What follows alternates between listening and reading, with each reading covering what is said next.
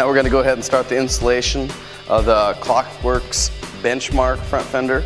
It's real similar to what we actually have on there. It's got a little bit more of a swoop on the back and it's a little smoother styling. It's really going to help clean up the look of the bike. You actually have to take the front wheel off to change the factory fender. The nice thing about it is that once we take that off and start putting this one back on, we won't have to mess around with it again. So let's go ahead and get started on that install.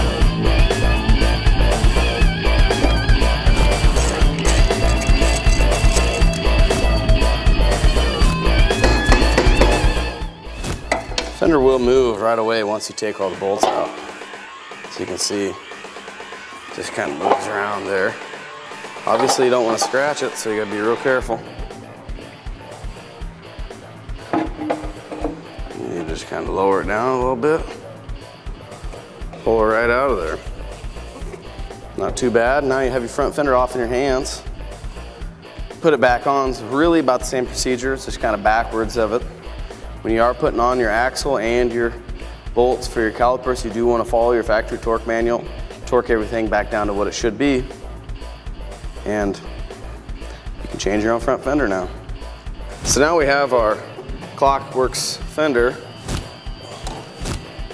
As you can see, holes line up real nice. Now what I'm going to do is I'm going to snug them down, but I'm going to leave it a little bit loose because you can kind of move it around just a little bit. And we're really wanting to make sure that we're not going to have any clearance problems. What we'll actually do is we'll actually put this thing on and back it off the lift, move it all around, and make sure that once we get a really expensive paint job put on here, we're not going to have issues and ruin a couple pieces and have to pay for it to get done again. All right, now I'm to the point where I'm ready to strip the bike down and send it off to our painter, Scott Takis at Underground Art Studios. They're going to go ahead and lay a really killer paint job on this thing.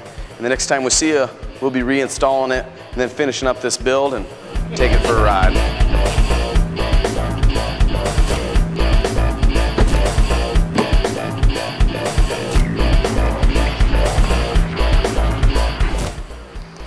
Nice thing about having the fender off is you can just kind of whip it over there. There you have the front of the front fairing removed. Pretty straightforward. Because we're painting it, we're going to actually take all the headlight stuff and everything out of it. And when that's done, this is all going in the van to be taken to Underground Art Studios to be painted. When we come back in the next video, we'll be putting all the painted parts back on the bike.